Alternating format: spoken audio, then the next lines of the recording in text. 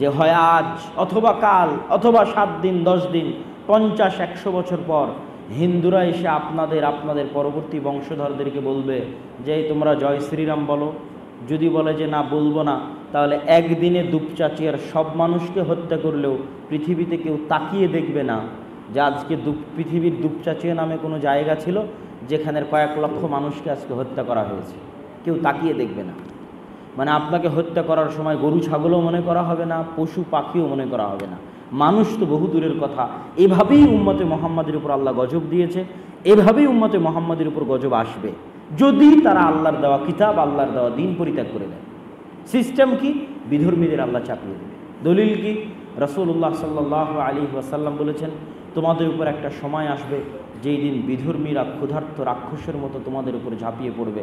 সাহাবীরা বললেন, আনাহনু কালিলুন ইয়াউমাইযিন ইয়া রাসূলুল্লাহ, আল্লাহর নবী সেই দিনকে আমরা সংখ্যায় অল্প হব? রাসূলুল্লাহ সাল্লাল্লাহু আলাইহি ওয়াসাল্লাম বলছেন, না, আনতুম কাসীর, তোমরা সেই দিন অনেক হবে, কিন্তু তোমরা কি হবে? বাল আনতুম কাগুসাইস সাইল, কিন্তু পৃথিবীতে তোমাদের অবস্থা হবে সমুদ্রের ফেনার মতো। সমুদ্রের ফেনার যেমন কোনো ভ্যালু থাকে না, 18 কোটি মানুষের কোনো ভ্যালু থাকবে না। 18 কোটি মানুষের ভ্যালু একজন ইহুদির সমানও হবে না, একজন আমেরিকানের সমানও হবে না। কেন আমরা ওই লেভেলে নেমে যাব? সেটাও রাসূলুল্লাহ সাল্লাল্লাহু আলাইহি ওয়াসাল্লাম আর এক হাদিসে বলে দিয়েছেন, ইন্নাল্লাহা ইয়ারফাউ বিহাযাল কিতাবি আকওয়ামান ওয়া ইয়াদউ বিহি আখারিন, আল্লাহ এই কিতাব দিয়ে এই উম্মতের একটা অংশকে উপরে উঠিয়ে দিবেন, এই কিতাব দিয়ে এই উম্মতের একটা অংশকে নিচে নামিয়ে দিবেন। আবু বকর, ওমর, উসমানের কাছে এই কিতাবের মূল্য যেমন ছিল, নিজের দিন ধরেন, তো আপনি এই বাংলাদেশের বাঙালি মুরব্বী লুঙ্গি পরেও মাথায় মাথল দিয়েও পৃথিবী শাসন করবেন, আমেরিকা ইউরোপ শাসন করবেন, সম্ভব। এর মধ্যেই আপনাদের সম্মান আছে, এর মধ্যেই আপনাদের উন্নতি আছে, এর মধ্যেই আপনাদের শক্তি আছে, এর মধ্যে আত্মসম্মান আছে। যে আজকের পৃথিবীতেও আমাদেরই একদল ভাইয়েরা প্রমাণ করে দেখিয়েছে যে শক্ত করে দিন ধরলে, শক্ত করে কোরআন এবং হাদিস ধরলে পৃথিবীর যে কোনো শক্তি আপনার কাছে মাথা নত করতে বাধ্য।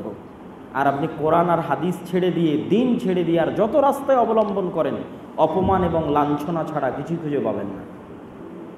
সে অপমান এবং লাঞ্ছনা কেমন হবে? যে একদিনে সারা বাংলাদেশের সব মানুষকে হত্যা করলেও পৃথিবীর মানুষ মনে করবে না যে দুনিয়াতে বাংলাদেশ নামে কোনো দেশ ছিল। কেন ওরকম হয়ে যাবেন? আপনার বাড়িতে, আপনার সমাজে কোরআন এবং দিন ওইরকম হয়ে যাবে। সম্মানিত উপস্থিতি, তো আমি এই জন্য এটাকে বলেছি জাতীয় সংকট। কেন জাতীয় সংকট বলেছি তার ব্যাখ্যা দিলাম। এবং আমাদের এই দাওয়াতি সফরের পিছনে আপনাদের মধ্যে সচেতনতা তৈরি করা উদ্দেশ্য। কেন মসজিদগুলো থেকে মক্তব বন্ধ হয়ে যায়, দিন শিক্ষা উঠে যায়, তার আমি আমার অভিজ্ঞতার আলোকে যত মসজিদ সফর করেছি, মানুষজনের সাথে কথা বলেছি, তার অভিজ্ঞতার আলোকে আমার কাছে 2টা কারণ ধরা পড়েছে। এই 2টা কারণ ক্যান্সারের যদি সমাধান করা যায়, তাহলে অবশ্যই মসজিদগুলোতে অতি দ্রুত সময়ে দিন শিক্ষার ব্যবস্থা বাস্তবায়ন করা সম্ভব ইনশাআল্লাহ। 1 নম্বর কারণ কি জানেন? 1 নম্বর কারণ হচ্ছে মসজিদ কমিটি সবসময় মনে করে আমার কাছে যে 10 টাকা আছে, এই 10 টাকা দিয়ে আমি মসজিদের বিল্ডিং পারপাসে, কনস্ট্রাকশনে, টাইলসে, এসিতে, ছাদে ব্যয় করব।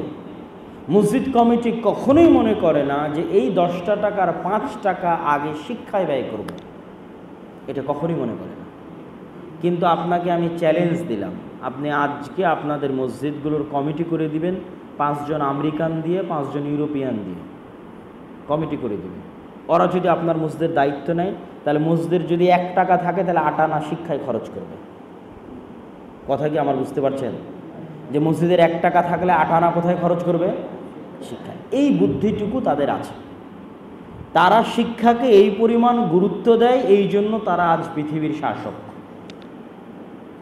আর আমাদের কাছে শিক্ষা ওই পরিমাণ অবহেলিত, এই জন্য আমরা গোলাম। আমি মুসলমানদেরকে দূরবীন দিয়ে দেখেছি, সারা পৃথিবীর মুসলমানদেরকে দূরবীন দিয়ে দেখার সৌভাগ্য হয়েছে। কিভাবে? ভারতে 3 বছর মুসলমানদের দেখেছি, ভারতের পশ্চিমবঙ্গের মুসলমানদের এই ছেলেদের মতো বয়সী ছেলেপেলেরা 60-70% ছেলেপেলে মুসলমানদের মুম্বাই অথবা কেরালাতে রাজমিস্ত্রির কাজ করে, পড়াশোনার কোনো নামগন্ধই নাই, 10 বা 20% পড়াশোনা করতে পারে। আপনি যদি ভারতে কোনো জেলা বা কোনো আদালতের কেস ঘাটেন, সামারি করেন যে এই আদালতে, এই জজ আদালতে কয়টা মাদকের মামলা আছে, তো মাদকের মামলার 80% মুসলমান। মানে এটা একটা মদখোর এবং নেশাখোর জাতিতে পরিণত হয়ে গেছে, শিক্ষা থেকে কোটি কোটি মাইল দূরে। আপনি যদি সারা পৃথিবীর সব মুসলমানদের দূরবীন দিয়ে দেখতে চান যে সারা পৃথিবীর সব মুসলমানদের অবস্থা কী, তাহলে ভূমধ্য সাগরে ভাসমান ওই নৌকা, যেই নৌকাকে বাতাস দিয়ে ফুলিয়ে তোলা হয়েছে, রাবারের প্লাস্টিকের নৌকাকে বাতাস দিয়ে ফুলানো আছে, আর ওই নৌকাতে গাদাগাদি করে 200-300 মুসলমান উঠেছে, সবই মুসলমান। হয় ইয়েমেন থেকে গেছে, না হয় সিরিয়া থেকে গেছে, না হয় আফ্রিকা থেকে গেছে, না হয় বাংলাদেশ, পাকিস্তান, আফগানিস্তান থেকে গেছে। এরা রাতের অন্ধকারে লিবিয়ার সীমান্ত থেকে ভূমধ্য সাগরে নৌকা ছাড়বে, এদের ভাগ্যে দুটোই রাস্তা, হয় ভূমধ্য সাগরে ডুবে মারা যাবে, আর না হলে ইতালি, স্পেন, ফ্রান্স এদেরকে দীক্ষা দিবে, শরণার্থী হিসেবে জায়গা দিবে থাকতে। এই নৌকায় থাকা মুসলমান হলো সারা পৃথিবীর সব মুসলমানদের। যদি একবারে দেখতে চান যে সারা পৃথিবীর সব মুসলমানদের অবস্থা কি, এখানে দেখতে পাবেন। আমি আমার অভিজ্ঞতা বলছি, আমি যেই দিন আইফেল টাওয়ারের পাশে ছিলাম ওই দিন অনেক রাত, 12টা 12:30টার সময়। তো আমার মনে হয়েছে আমার জরিপে যে আইফেল টাওয়ারের আশেপাশে যতজন আড্ডা দিচ্ছে আর সিগারেট খাচ্ছে আর সবগুলো মুসলমান।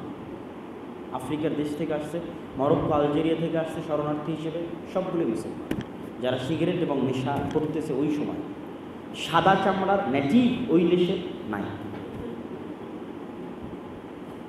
ইউরোপে যে সমস্ত মুসলমান বসবাস করে তারা যে দেশ থেকেই আসে, আমি মুসলমানদের অবস্থা আপনাকে বোঝাচ্ছি যে তাদের অবস্থাটা কোথায়। যে দেশ থেকেই আসুক, ইউরোপে যে সমস্ত মুসলমান বসবাস করে তাদের মধ্যে শিক্ষিত না এই কথা বলবো না, অনেক উচ্চ শিক্ষিত মানুষ আছে, কিন্তু পার্সেন্টেজ করবেন আপনি যে ইউরোপে বসবাসরত মুসলমানদের কত পার্সেন্ট মুসলমান ট্যাক্সি ড্রাইভার, কত পার্সেন্ট মুসলমান ফুড ভান্ডার হোম ডেলিভারি করে, কত পার্সেন্ট মুসলমান সুপার শপে দোকানদারি করে, কত পার্সেন্ট মুসলমান কেয়ার হোমে জব করে। কেয়ার হোম মানে কি?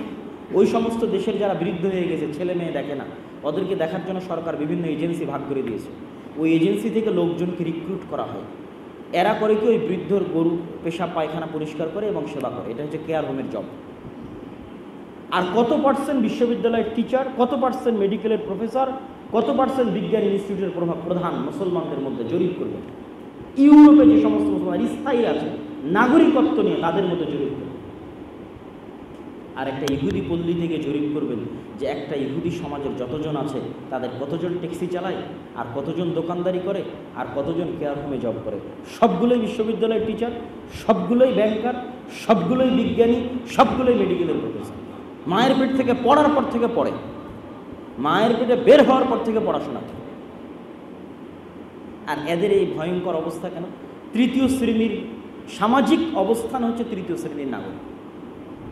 আমি এক সাক্ষাৎকারে বলেছিলাম ইংল্যান্ডে যে আমার দৃষ্টিতে ভারতের মুসলমান এবং ইউরোপের মুসলমানদের মধ্যে কোনো পার্থক্য নাই। একটাই পার্থক্য কি? ভারতের মুসলমানেরা ন্যূনতম নাগরিক সেবা পায় না, মানে তাকে নাগরিকই মনে করা হয় না ভারতের, তাদের ব্রাহ্মণ্যবাদী এবং সুপারিয়রিটি থিওরির কারণে। আর ইউরোপের মুসলমানেরা নাগরিক সুযোগ সুবিধা পায়, এতটুকু। কিন্তু ভারতের মুসলমানদের সামাজিক স্ট্যাটাস যা, ইউরোপের মুসলমানদেরও সামাজিক স্ট্যাটাস তাই। এর জন্য কেউ দোষী নয়, এরা পড়াশোনা করে না। আপনি মধ্যপ্রাচ্যে যান, সৌদি আরব, মধ্যপ্রাচ্য, কুয়েত, কাতার, বাহরাইনে যান, ভারত পাকিস্তান থেকে যারা গেছে তারা বেশিরভাগই হচ্ছে লেবারি করতেছে। দুবাইয়ে যাবেন, উচ্চ পদস্থ কোনো হোটেলে, কোনো রেস্টুরেন্টে খুব বড় পদে দায়িত্ব পালন করতেছে ইন্ডিয়ান হিন্দু, আবার ওই হোটেলেই লেবারি করতেছে হয় পাকিস্তানি নয় বাংলাদেশ। তাহলে ওই ইন্ডিয়ার হিন্দু পড়াশোনা করেছে, আর এ যখন দেশে ছিল তখন সারাদিন ফ্রি ফায়ার চালিয়েছে, পাবজি চালিয়েছে, মদ খেয়েছে, গাঞ্জা খেয়েছে, এখন সৌদিতে গিয়ে লেবারি করে। সারা বিশ্বে মুসলমানদের হলে এই অবস্থা। মুসলমানেরা এই জন্যই গোলাম যে তারা ইউরোপ এবং আমেরিকার চাইতে 500 বছর পিছিয়ে আছে শিক্ষায়। মুসলমানদের কাছে শিক্ষা ছিল না, ছিল। স্পেনের কর্ডোভা, স্পেনের গ্রানাডা, সেখানেও আল্লাহ যাওয়ার সৌভাগ্য দিয়েছে। ওই স্মৃতি, ওই ইতিহাসগুলো যখন আপনার চোখে পড়বে কর্ডোভার জামে মসজিদ মসজিদে নববীর চাইতেও বড়, কাছাকাছি। এখন মসজিদে নববী হয়তো তার চাইতে বড় হবে, কিন্তু আজ থেকে 15-20-30 বছর আগে মসজিদে নববীর চাইতেও বড় মসজিদ কর্ডোভার জামে মসজিদ। এত বড় মসজিদ, পুরো মসজিদটা এখন গির্জা। পুরো মসজিদটা এখন কি গির্জা, পুরো মসজিদটা মূর্তি দিয়ে পরিপূর্ণ, কিন্তু মসজিদের ডিজাইন ওভাবেই আছে। ওই মসজিদে ঢুকলে আপনার চোখ দিয়ে পানি বের হবে। তো ওই কর্ডোভায় মুসলমানেরা পৃথিবীর সবচেয়ে উন্নত সভ্যতা প্রতিষ্ঠা করেছিল। বাগদাদেও মুসলমানেরা পৃথিবীর সবচেয়ে উন্নত সভ্যতা প্রতিষ্ঠা করেছিল। কিন্তু মুসলমানদের মধ্যে আর ইউরোপিয়ান এবং আমেরিকানদের মধ্যে পার্থক্য কি জানেন? মুসলমানেরা আজীবন জ্ঞানকে সাদাকায়ে জারিয়া মনে করেছে। আজীবন জ্ঞানকে কি মনে করেছে? সাদাকায়ে জারিয়া। মুসলমানেরা কোনোদিন জ্ঞানকে কুক্ষিগত করেনি। তথা কর্ডোভায় যখন জ্ঞানের মার্কাজ ছিল, বাগদাদে যখন জ্ঞানের মার্কাজ ছিল, তখন হিন্দু আমার কাছে পড়তে আসলো, কি খ্রিস্টান পড়তে আসলো, কি সাদা চামড়া পড়তে আসলো, কি কালো চামড়া পড়তে আসলো, এই জন্য তার কাছ থেকে আমি টাকা নিয়ে তাকে জ্ঞান দিব, এই রকম কোনো আচরণ মুসলমানেরা করেনি। মুসলমানদের কাছে জ্ঞান ছিল সাদাকায়ে জারিয়া। পৃথিবীর যে প্রান্ত থেকে যে শিখতে এসেছে তাকে ফি সাবিলিল্লাহ জ্ঞান বিতরণ করেছে। আজকে যখন ওই জ্ঞানটা ইউরোপিয়ান আমেরিকানদের কাছে গেছে, এরা এটাকে কুক্ষিগত করেছে। এই কুক্ষিগত করার কারণে আপনি গোটা দেশ বিক্রি করে দিল, আপনাকে পারমাণবিক বম কীভাবে বানায় দেখাবে না, শিখাবে না। জ্ঞানকে কুক্ষিগত করার কারণে একটা মাস্টার্স কোর্স মাত্র 9 মাসের, তার বিল হচ্ছে 25 থেকে 30 লক্ষ টাকা। হাজার হাজার মুসলমানের সন্তান 25-30 লক্ষ টাকা দিয়ে করতেছে। আপনাদের দেশেরই যারা বড় বড় উপর লেভেলের, কেন ভিসা রেস্ট্রিকশন দিচ্ছে? সবারই সন্তান বিদেশে গিয়ে 25-30 লক্ষ টাকা দিয়ে 9 মাসে মাস্টার্স কোর্স করতেছে। তাহলে তারা জ্ঞানটাকে কুক্ষিগত করে রেখেছে, এটা টাকার বিনিময়ে তারা বিক্রি করে। এই জ্ঞানটাই যখন মুসলমানদের কাছে ছিল, মুসলমানরা এটাকে ব্যবসা বা কুক্ষিগত করেন। আর জ্ঞান যার কাছে থাকবে সে শক্তিশালী হবে, তার কাছে ক্ষমতা থাকবে, এটা ইসলাম দ্বারাও প্রমাণিত। কেন? আমাদের আল্লাহর সবচেয়ে বড় গুণ হচ্ছে তিনি জ্ঞানী। আল্লাহ যে বলছেন আনাল্লাহু লা ইলাহা ইল্লাহু, আমি আল্লাহ, আমি ব্যতীত কারো ইবাদত করা যাবে না। তো আল্লাহ যে ইলাহ, তিনি যে একমাত্র ইবাদতের যোগ্য, তার সবচেয়ে বড় কারণগুলোর একটা বড় কারণ হচ্ছে আল্লাহ সবচেয়ে জ্ঞানী। ইন্নাল্লাহা আলা কুল্লি শাইইন কাদির, আল্লাহ যে সকল কিছুর উপর ক্ষমতাবান, তার সবচেয়ে বড় কারণগুলোর একটা কারণ হচ্ছে আল্লাহ সবার চেয়ে জ্ঞানী। আলিমুম বিযাতিস সুদূর, মানুষের অন্তরের খবরও জানে। তাহলে জ্ঞান যার কাছে থাকবে ও আসলে আল্লাহর গুণে গুণান্বিত হচ্ছে। কার গুণে গুণান্বিত হচ্ছে? আল্লাহর গুণে গুণান্বিত হচ্ছে। কেন? আল্লাহর গুণ হচ্ছে জ্ঞান। তো যে আল্লাহর গুণে গুণান্বিত হবে ও তো শক্তিশালী হবেই ভাই। যার কাছে জ্ঞান যত বেশি থাকবে ও পাওয়ারফুল। কিন্তু এই ছোট্ট জিনিসটাই মুসলমানদের ব্রেনে কেন ঢুকতেছে না, আল্লাহ সুবহানাহু ওয়া তাআলা ভালো জানেন। যেই সমস্ত মুসলিম দেশের কাছে অঢেল টাকা আছে, তাদের মাথায় কে পোকা দিল যে তাদের এই অঢেল টাকা খরচ করতে হবে পর্যটনে আর বিনোদনে? যে সমস্ত মুসলিম দেশের কাছে অঢেল টাকা আছে মধ্যপ্রাচ্যের, তারা এই টাকাগুলো খরচ করতেছে কোথায়? পর্যটন আর বিনোদন। যে আমার দেশকে আমি সারা পৃথিবীর সবচেয়ে বড় বিনোদন স্পট বানিয়ে দেব, সবচেয়ে বড় পর্যটন স্পট বানিয়ে দেব। এগুলো হচ্ছে টেম্পোরারি ইনকামের রাস্তা। এগুলো দিয়ে আপনি টেম্পোরারি সাময়িক ইনকাম করে অনেক টাকা ইনকাম করতে পারবেন, কিন্তু কখনোই স্থায়ী শক্তিশালী হওয়ার রাস্তা নয়। স্থায়ী শক্তিশালী হওয়ার রাস্তা হচ্ছে জ্ঞান। কিন্তু কেন তাদের ফোকাস জ্ঞানে নাই, শিক্ষায় নাই, আল্লাহ সুবহানাহু ওয়া তাআলা ভালো জানেন। আর এইটা তাদের মাথায় দেওয়া হয়েছে কেন? ইউরোপ এবং আমেরিকা এবং কানাডার দেশগুলো হচ্ছে শীত প্রধান দেশ। তো শীত প্রধান দেশের কাছে সানবাত, সূর্যের গোসল, ঈদের আনন্দের মতো। সূর্যের গোসল বলা হয়। ওদের সমুদ্রে আপনি পাও ডুবাতে পারবেন না। স্কটল্যান্ডের সমুদ্রে 1-2 মাস ছাড়া পাও ডুবাতে পারবেন না, এত ঠান্ডা। তো যারা পর্দা করতে চায় না ওদেরকে আল্লাহ শীতের এলাকায় ফেলে রেখেছে। ওরা শীতের কারণে জ্যাকেট ট্যাকেট গায়ে দিয়ে ঘুরে বেড়ায়। তো তারা কোথায় গেলে গোসল করতে পারবে উলঙ্গ হয়ে? দুবাই গেলে। কেন? দুবাইয়ে তো আর শীত নাই ভাই। দুবাইয়ে শীত আছে? শীত নাই। দুবাই হচ্ছে গরম। তো দুবাইয়ে আপনি উলঙ্গ অবস্থায় গোসল করতে পারবেন, সমুদ্রে নামতেও পারবেন। এই জন্য গোটা ইউরোপ, গোটা কানাডা, গোটা আমেরিকা দুবাইয়ে আসবে শুধু উলঙ্গ হয়ে গোসল করার জন্য। তো এটাই এখন আমার ইনকামের মাধ্যম, যে ইউরোপিয়ানরা আসুক, আমেরিকানরা আসুক, তাদের ডলার খরচ করুক, এটা দিয়ে আমি উন্নত হয়ে যাব। কিন্তু এই উন্নতিটা হচ্ছে টেম্পোরারি। কাতার মনে করছে আমি বিশ্বকাপ ফুটবল আয়োজন করে উন্নত হয়ে যাব, এটা টেম্পোরারি। আসল উন্নতি হচ্ছে শিক্ষা। আর এটাতে যে তারা উন্নত না এটা কেমনে বুঝবেন? এটাও বুঝতে পারবেন, তাদের যত বড় বড় প্রজেক্ট আছে প্রত্যেকটা প্রজেক্টের ইঞ্জিনিয়ার, প্রজেক্ট ম্যানেজার হচ্ছে ইউরোপিয়ান, আমেরিকান অথবা চায়না। সব কোম্পানিগুলো ইউরোপিয়ান, আমেরিকান, চায়না। টাকা এদের, টাকা মুসলমানদের, কিন্তু এদের কাছে ওই শিক্ষাগত যোগ্যতা নাই যে ওই প্রজেক্টটা বাস্তবায়ন করবে। বুর্জ খলিফা বানাবে এই শিক্ষাগত যোগ্যতাটুকু নাই, কিন্তু বানানোর টাকা আছে। কথা কি আমার বুঝতে পারছেন? তো এই হলো সারা পৃথিবীর মুসলমানদের অবস্থা। আমাদের দেশের অবস্থাও দেখেন, আমাদের দেশের সরকারের হাতে টাকা আসলে সে কী মনে করে আমি রাস্তাঘাট, ব্রিজ, কালভার্ট, এগুলো হচ্ছে উন্নয়ন। শিক্ষার জন্য কোনো বাজেট, শিক্ষার জন্য কোনো মেগা প্রজেক্ট, মেগা প্রকল্প নাই। অথচ শিক্ষাই প্রকৃত উন্নয়ন, শিক্ষাই হচ্ছে প্রকৃত বিপ্লব। আর আমাদেরকে সরকারের পড়ানোরও দরকার নাই। এই সমস্ত যুবকদেরকে সরকার শিক্ষিত কেন করবে? কোন দুঃখে শিক্ষিত করবে? কী জন্য প্রয়োজন নাই?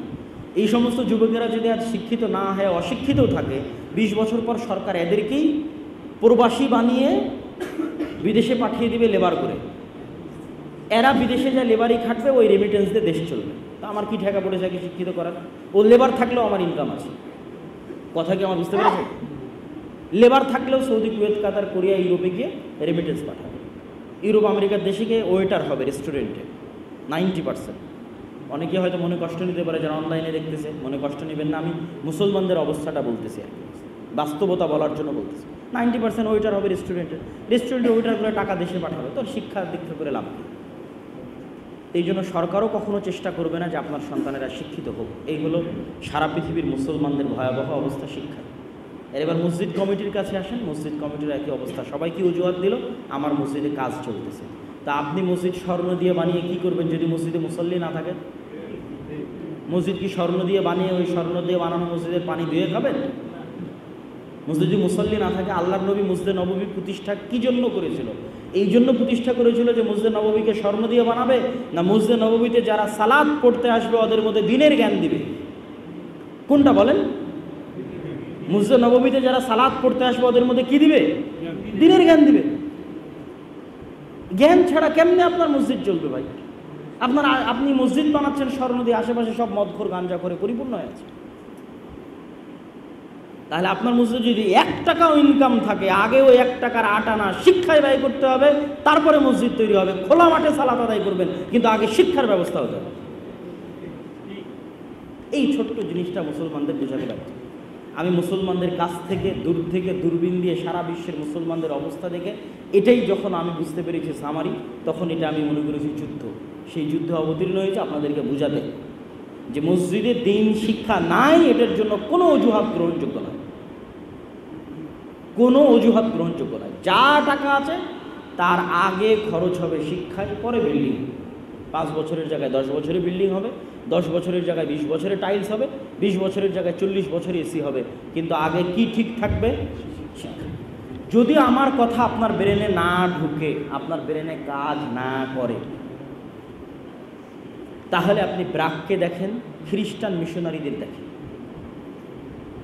ব্রাকের না এরকম মসজিদ আছে, না এরকম বিল্ডিং আছে, না টাইলস আছে, তারপর ভাড়া জমি নিয়ে ভাঙ্গা বেড়া, ভাঙ্গা টিনে ব্রাক হাজার হাজার স্কুল চালায়। অনেক আগের একটা জরিপ ছিল, প্রায় 25,000 স্কুল চালাতো ব্রাক সারা বাংলাদেশে। এখন কত হাজার চালায় আমি জানি না। ওখান থেকে আপনি শিখতে পারেন, খ্রিস্টান মিশনারিদের দেখে শিখতে পারেন। তারা কোনো দেশে গেলে আগে গির্জা না, আগে স্কুল বানায়। কি বানায় আগে? বাংলাদেশেরও সবচেয়ে বেস্ট স্কুল খ্রিস্টানদের। এখনও বাংলাদেশের সবচেয়ে বেস্ট স্কুল হচ্ছে খ্রিস্টানদের। তারা এই শিক্ষাটা বুঝে। তারপরেও যদি আপনাদের হুঁশ না হয়, তাহলে আমার কিছু করার নেই। আমি আমার ইউরোপ এবং ইংল্যান্ড সফরে আরও একটা জিনিস বুঝেছি, কি একদিন অদূর ভবিষ্যতে আসবে, চলেই এসেছে, আরও ভয়াবহভাবে আসবে, যে সন্তান জন্ম দিবেন আপনারা, মানুষ করবে ইবলিস। কে মানুষ করবে? একটু জোরে বলেন, কে মানুষ করবে? আপনি সন্তান জন্ম দিবেন, শিক্ষা দিবে কে? তার একটা উদাহরণ দিই, আপনারা গুগলে গিয়ে, ইউটিউবে গেলে সার্চ দিলেও পাবেন। ইউরোপের যেগুলো কট্টর দেশ আছে, ওই কট্টর দেশগুলোর কোনো মুসলিম ফ্যামিলির কোনো সন্তান যদি স্কুলে যায়, স্কুলের সিলেবাসে যেহেতু সমকামিতা আছে, ট্রান্সজেন্ডার LGBTQ পড়ানো হয়, সিলেবাসের অন্তর্ভুক্ত। তো ওই বাচ্চাকে যখন বলা হবে যে সমকামিতা তোমার অধিকার, ওই বাচ্চা বাসায় এসে যদি আব্বুকে বলে যে আমি আজকে ক্লাসে পড়েছি যে সমকামিতা আমার অধিকার, এখন আব্বু যদি বাচ্চাকে বলে যে বাবা এটা হচ্ছে হারাম আমাদের দিনে, ওই ছেলে যদি এবার বাসায় স্কুলে গিয়ে টিচারকে বলে যে আমার আব্বা বলেছে যে আমাদের দিনে সমকামিতা হারাম, তাহলে আধা ঘন্টার মধ্যে ওই বাসায় পুলিশ চলে যাবে এবং ওই ছেলেকে বাপ মায়ের থেকে আলাদা করে সেফ হোমে দিয়ে দেবে। এবং আপনি আপনার সন্তানকে 18 বছর বয়স হওয়ার আগ পর্যন্ত আর ফিরে পাবেন না। মাঝে মধ্যে গিয়ে দেখা সাক্ষাৎ করে আসতে পারবেন, কিন্তু শিক্ষা আপনি দিতে পারবেন না। সন্তান আপনি জন্ম দিয়েছেন, তাকে শিখতেই হবে ইবলিসের বানানো সিলেবাস। কার বানানো সিলেবাস? ইবলিসের বানানো সিলেবাস। এবং আপনাদের দেশেও ওই ইবলিসের সিলেবাস সংশোধন হচ্ছে। ইবলিস চেষ্টা করতেছে সিলেবাস পরিবর্তন করার, লেগে আছে। কথা বুঝতে পেরেছে? তো আপনি সন্তান জন্ম দিবেন, শিক্ষা দিবে ইবলিস। এখন আপনি এটা চান না আপনার সন্তানকে স্কুল কলেজে পাঠানোর আগে ন্যূনতম দিনের জ্ঞান দিয়ে পাঠাবেন? ন্যূনতম দিনের জ্ঞান দিয়ে পাঠাতে হলে মসজিদে দিন শিক্ষাকে শক্তিশালী করতে হবে। গ্রামের সকল ছেলে মেয়ে স্কুলে যাওয়ার আগে মসজিদে 1 ঘন্টা দিন কোরআন শিখে যাবে। আমরা যে সিলেবাসটা তৈরি করেছি সেটা শুধু কোরআন কেন্দ্রিক নয়, আমাদের সিলেবাসটা হচ্ছে পুরো দিন। কোরআনও শিখবে, নবীর জীবনী, নবীদের জীবনী, মুহাম্মদ ইসলামের জীবনী, আকিদা, আমল, আদব, কায়দা, দোয়া সব কিছু শিখবে। এক কথা, একজন মুসলমানের জরুরি যা জ্ঞান প্রয়োজন, ফারজে আইন, তার সবই সে মসজিদ থেকে শিখে যাবে, যেন তার শরীরের মধ্যে আগে থেকেই রোগ প্রতিরোধ ক্ষমতা তৈরি হয়ে থাকে। সেই ইসলাম বিরোধী, ইসলাম বিদ্বেষী যে জ্ঞানগুলো ভবিষ্যতে পড়বে, তার আগেই তার শরীরের মধ্যে আমরা অ্যান্টিভাইরাস দিয়ে দিয়েছি। এই জন্য শতভাগ মুসলমানের সন্তানকে দিন শিক্ষা নিশ্চিত করতে হবে। আপনি 2% জন্য মাদ্রাসা তৈরি করে শতভাগ মুসলমানের কাছে দিন পৌঁছাতে পারবেন না। এই জন্য মসজিদকে দিন শিক্ষা শক্তিশালী করতে হবে, দুর্গ করে তুলতে হবে এবং শতভাগ মুসলমানের সন্তানকে, একজন মুসলমানের সন্তানও যেন দিন না শিখে বড় না হয়, একজন মুসলমানের সন্তানও যেন কোরআন না শিখে বড় না হয়, এই চ্যালেঞ্জ আপনাদেরকে নিতে হবে। বলেন ইনশাআল্লাহ।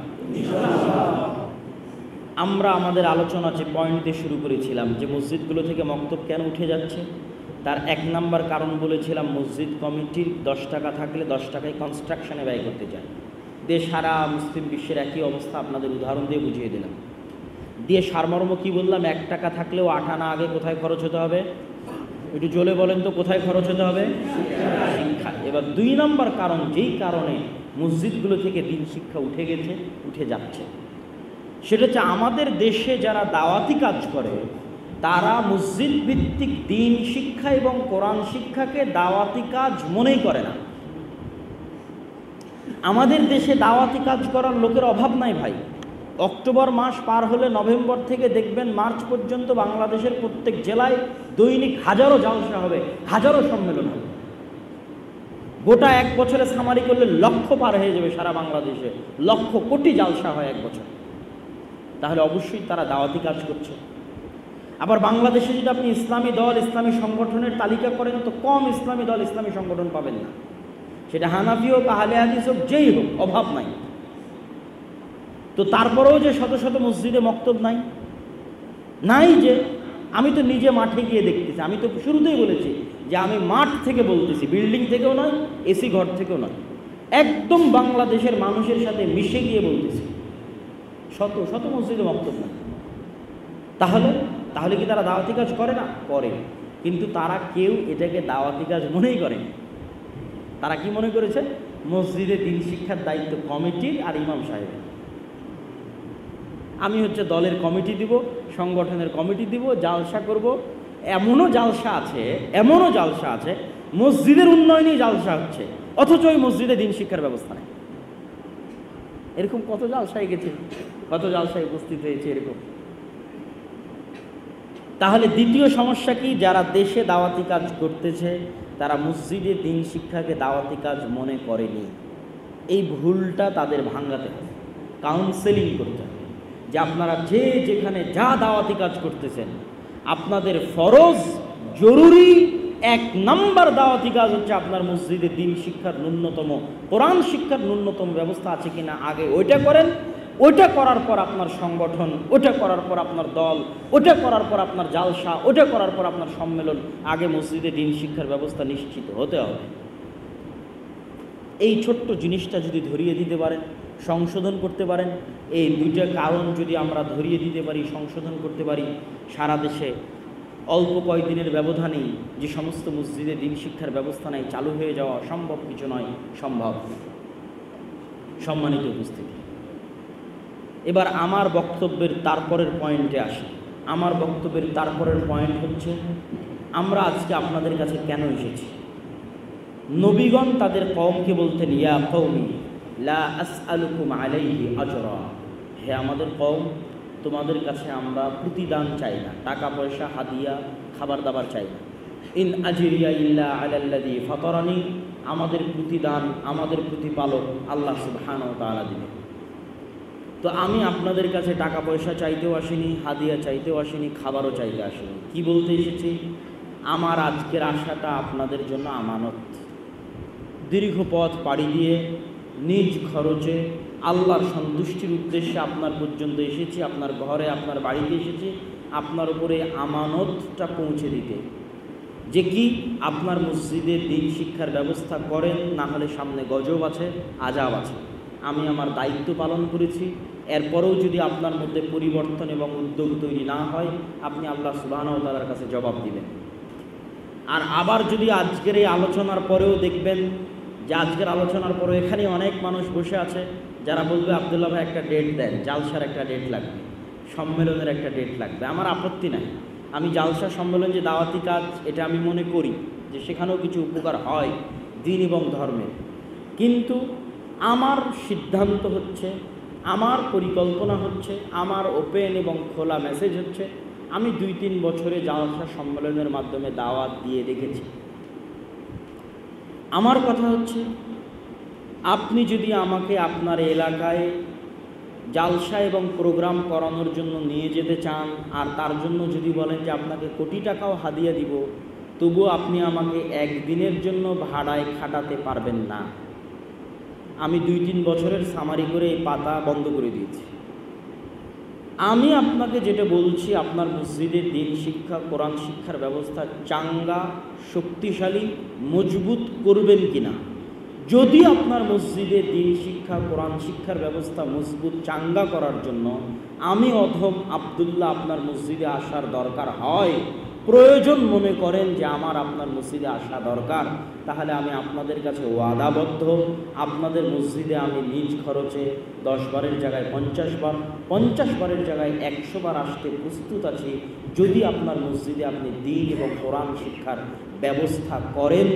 সেই কাজে সহযোগিতা করার জন্য আমার জীবন, আমার ধন সম্পদ যা আছে, শক্তি সামর্থ্য জ্ঞান যা আছে, তা আল্লাহ সুবহানাহু ওয়া তাআলার রাস্তায় ওয়াকফ। এটা আপনাদের সাথে আমার ওয়াদাবদ্ধ। আসবো ইনশাআল্লাহ। যার আজকে একটা ছোট্ট প্রমাণ আপনাদেরকে দিয়ে গেলাম যে আমি আপনাদের এলাকায় এসেছি, ভবিষ্যতেও ইনশাআল্লাহ আসবো। কিন্তু আপনি আমাকে পাল্টা কিনে নিয়ে একদিনের জন্য ভাড়ায় খাটাবেন, ওই পাতা বন্ধ। প্রোগ্রাম করব না তা বলছি না, হতে পারে প্রোগ্রাম, তবে সেই প্রোগ্রামও মসজিদ ভিত্তিক দ্বীন শিক্ষা কার্যক্রমকে শক্তিশালী করার জন্যই হতে হবে। আমি এটাকে জাতীয় সংকট মনে করেছি, এইটাকে জাতীয় সংকট মনে করে রাস্তায় বের হয়েছি। প্রতি উপজেলায়, বেশিরভাগ উপজেলাতে আমরা একদিন করে সময় দিয়েছি। হয়তো শুধু দুপচাচিয়া উপজেলাতেই পরিপূর্ণ একদিন সময় আমরা দিতে পারলাম না, এই জন্য দুঃখিত। আমরা আমাদের বক্তব্যের পরের পর্বে চলে যাই। আমাদের বক্তব্যের পরের পর্ব হচ্ছে কোরআন। কোরআন সম্পর্কে কয়েকটা পয়েন্ট বলে আমি আপনাদের বিরক্তির কারণ হব না। আপনারা লম্বা সময় ধরে অপেক্ষায় বসে আছেন। কোরআনের গুরুত্ব এবং তাৎপর্য সম্পর্কে কয়েকটা বাক্য বলে আমি আমার বক্তব্যের শেষের দিকে চলে যাব। আর আজকে যেহেতু বিভিন্ন ইউনিয়ন থেকে, বিভিন্ন উপজেলা থেকে মানুষজন এসেছেন, আমাদের মুসলিহুদ্দিন কোথায়? মুসলিহুদ্দিন, তুমি আছো? তো আমরা আলোচনা শেষ করার পর তোমাকে আলাদা করে সময় দিব। যে কয়টা ইউনিয়নকে আপনি ডেকেছেন বক্তব্য উদ্বোধন করার জন্য, তাদের একজন একজন করে নিয়ে মুসলিহুদ্দিনের কাছে বসে অন্তত 5 জন করে দায়িত্বশীলের নাম এবং নাম্বার লিখে দিবেন। যাদের সাথে আমরা মিটিং করে আবার আলাদাভাবে বুঝিয়ে দিব যে মক্তবগুলো কেমনে চলবে। আজকেরটা হচ্ছে আপনাদেরকে উৎসাহ দেওয়া, চলবে কেমনে সেটা আবার আপনাদের সাথে মিটিংয়ের মাধ্যমে পরবর্তীতে বগুড়া জেলা শেষ হলেই আপনাদেরকে আহ্বান করে ডেকে আমি বিস্তারিত বুঝিয়ে দেবো ইনশাআল্লাহ। তো আমাদের বক্তব্যের এই পর্বের আলোচনা হচ্ছে কোরআন। কয়েকটা পয়েন্ট বলবো, পয়েন্টগুলোর সামারি আগে বলে নিই, আবারও শেষে গিয়ে সামারি বলবো। এক, আমাদের উপর আল্লাহর সবচেয়ে বড় দয়া এবং রহমত হচ্ছে কোরআন। পৃথিবীতে যত রহমত বরকতের উৎস আছে তার মধ্যে সবচেয়ে বড় উৎস রহমত বরকতের হচ্ছে কোরআন।